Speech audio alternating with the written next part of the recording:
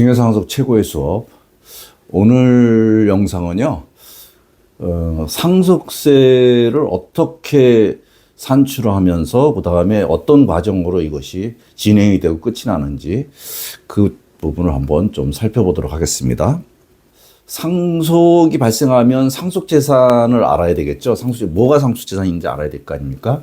그래서 그 상속재산을 알아야 되는데, 이 상속재산이라고 하는 것은 원래 상속 당시에 남겨진 재산을 상속재산이라고 그래요. 근데 그 상속재산이 그것뿐만 아니라 세법에서는 유증한 재산, 즉 유언으로 누구에게 증여한 재산도 상속재산에 포함하고요. 그 다음에 보험금, 그러니까 상속을 원인으로, 사망을 원인으로 지급이 되는 보험금도 상속재산으로 보고요.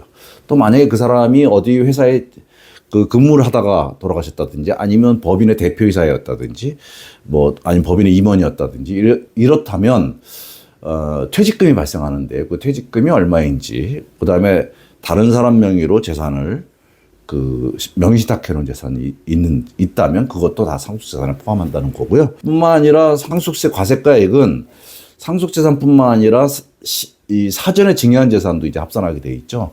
그 사전 증여 재산은 상속인에게 증여한 재산은 상속인로부터 소급해서 10년 이내에 증여한 재산, 상속인이 아닌, 즉 손자녀라든지 사위 며느리 또는 가족법인, 기타 상속인이 아닌 사람에게 증여한 재산은 5년 이내에 증여한 재산은 상속재산 합산해가지고 정산하도록 그렇게 되어 있습니다. 그렇게 더하고요. 또 한 가지가 나중에 자세하게 설명드리겠지만, 상속인로부터 소급해서 1년 내 2억 또는 2년 내 5억 이상의 현금을 인출했다든지, 또는 그 부동산을 처분해가지고 돈을 받았다든지 대출을 받았다든지 이런 금액이 있다면 여기 사용처를 상속인들이 밝혀야 돼요. 돌아가신 분이 아니라 살아있는 상속인이 밝혀야 돼요. 그 밝히지 못하면 상속재산을 숨겨놨다고 본 거죠. 이것도 나중에 자세히 설명을 드리겠습니다. 이게 이제 추정상속재산이라고 하는데, 이런 것들도 다 상속재산에 포함이 되는 거고요. 여기서 그 상속인이 내야 될 어떤 공과금, 세금이죠. 세금이나 공과금 또는 채무, 임대를 했다면 임대보증금, 은행에서 대출받았다면 대출금, 이런 것들까지 다 계산해서 빼주게 됩니다. 이렇게 되면 이제 상속세 과세가액이 나오게 되는 거예요. 그런데 그러면 상속재산을 어떻게 확인하느냐는 거죠. 재산이 다양하게 있겠지만 대부분 가장 많은 것에 해당되는 것들이 부동산이죠. 그 다음에 예적금 문제, 그 다음에 연금, 그리고 보험금, 그 다음에 자동차, 그 다음에 누구한테 돈을 빌려줬다든지 하는 채권이죠. 돈 빌려준 거, 그 다음에 법인에다가 가수금 준 거, 이런 거 다 채권입니다. 채권. 그 다음에 퇴직금, 또 주식, 회원권, 신탁재산, 기타 등등등 있을 겁니다. 이런 재산들을 이제 확인을 해야 되는 겁니다. 근데 이게 사실 확인한다는 게 쉬운 일은 아닙니다. 이렇게 재산이 그렇게 복잡하지 않으면 금방 확인이 되지만, 사실 또 그렇지 않은 경우도 좀 있어요. 이랬을 때에 예금과 그 다음에 부동산, 그 다음에 세금, 또 연금, 이런 것들은 정부에서 원스톱으로 알려주는 시스템이 있습니다. 이거는 정부24라고 하는 사이트에 들어가셔서 신청을 하시면 연금, 부동산 또는 미납세금, 자동차, 은행 예적금, 이런 것들은 이렇게 일괄로 확인해 주는데요. 이때 은행 예적금 같은 경우에는 계좌만 알려줘요. 계좌하고 잔액만. 그러면 그걸 가지고 해당 은행에 가셔서 이제 잔액증명하고, 그 다음에 10년치 은행 계좌를 이제 조회해서 받아야 되는데요. 실제로 해보니까 이렇게 정부24에서 일괄로 나오는 여기에 누락된 것들이 상당히 많아요. 그러니까 정부24에서 나온 것만 믿을 것이 아니라, 좀 비교해서 확인해 봐야 되는데, 여기 가장 중요한 것들이 금융자산 조회겠죠. 금융자산 조회는 두 가지 측면에서 조회를 해야 됩니다. 하나는 상속재산인 상속일 현재 잔액을 확인해야 되는 것이죠. 이거는 정부24에서 조회를 하면 잔액 조회가 나오니까 그렇게 되는데, 또 한 가지는 10년 또는 5년 내 증여한 재산을 확인하기 위해서는 10년 또는 5년치의 은행 거래 내역을 확인해야 되거든요. 그러니까 은행 가시면 상속일 현재 잔액과 그 다음에 10년 동안 거래했던 거래 내역, 이 두 가지를 조회를 해서 확인을 받아야만 상속세 업무가 이제 시작이 됩니다. 이렇게 해가지고 상속재산이 목록이 확정이 되면 그 다음에 해야 될 것이 이제 평가입니다.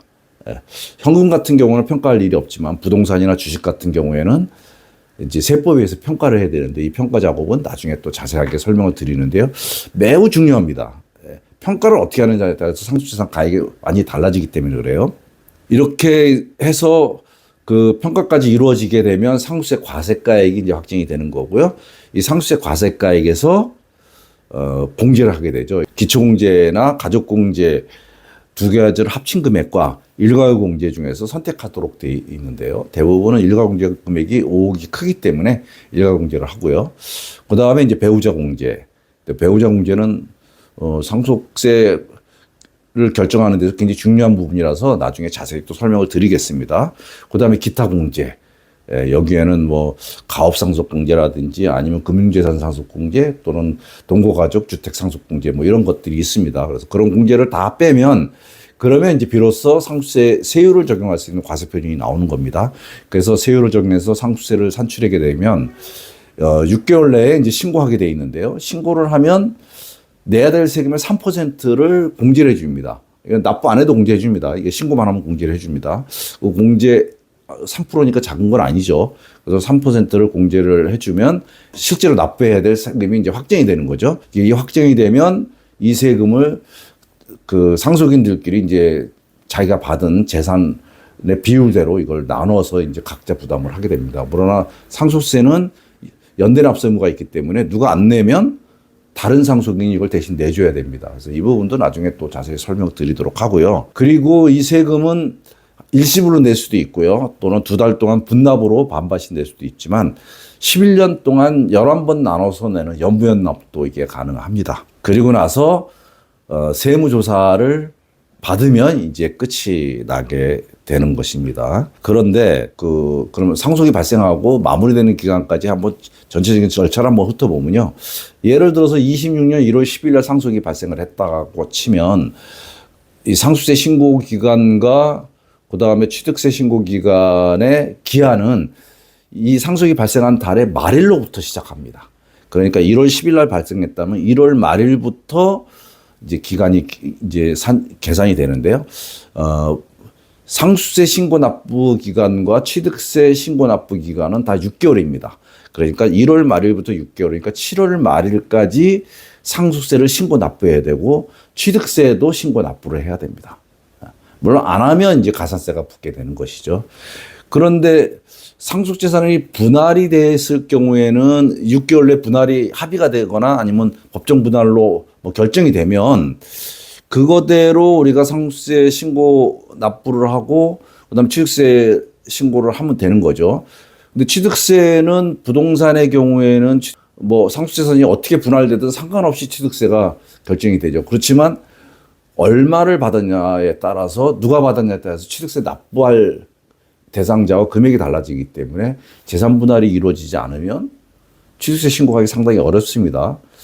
그래서 재산 분할이 안 됐다고 해서 취득세 신고를 안 하게 되면 어쩔 수 없이 가산세는 내야 됩니다. 그다음에 상속세의 경우에는 재산 분할이 어떻게 영향을 미치냐면 배우자 상속공제에 영향을 미칩니다. 왜냐하면 배우자 상속공제는 배우자가 실제로 상속받은 금액을 한도로 해서 공제를 받기 때문에 그래요. 그래서 상속재산 분할이 6개월 내 합의가 되면 배우자의 상속공제 금액이 확정이 되는데 이게 확정이 안 되면 재산 분할이 합의가 안 되거나 아니면 결정이 안 되면 배우자 공제 금액을 결정할 수가 없어요. 그래서 그때는 최소 금액인 5억만 공제를 하게 됩니다.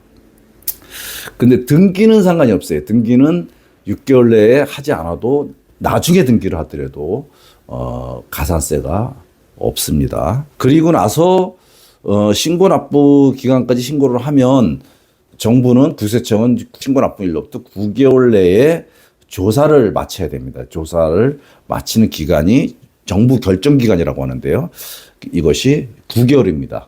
그래서 7월 말일부터 9개월은 2027년 4월 30일이 되겠죠. 이때까지 상속세 조사를 마쳐야 됩니다. 이 강제 규정이 아니라서 통상적으로 보면 9개월 내에 많이 조사가 끝이 나지만 어떤 경우는 업무가 많으면 9개월 이후에도 조사가 이루어지는데 임의 규정이기 때문에 이것도 뭐 불법이라고 할 수는 없습니다. 그래서 이 상속세 조사 기한인 9개월까지 상속 재산 분할을 합의하거나 결정을 받으라는 거예요. 그러면 우리가 상속세 신고할 때 결정이 안 돼서 배우자 공제 금액을 5억으로 했다면 그 이후에 9개월 내에 이게 분할이 확정이 되면 수정 신고를 통해서 세금을 환급해 주겠다는 거고요. 물론 그 소송 중이거나 이럴 때는 추가적으로 또 연장도 가능합니다만 어쨌든 그렇습니다. 그래서 2026년 1월 10일 날 상속이 일어나면 다음 연도 4월 30일이 돼야 공식적인 이 상속세와 관련된 업무가 이제 마무리가 되고 나머지 이제 세금을 납부하는 기한만 이제 연부연납의 경우에는 이제 10년 동안 발생을 하도록 그렇게 되어 있습니다. 오늘은 여기까지 하도록 하겠습니다. 수고하셨습니다.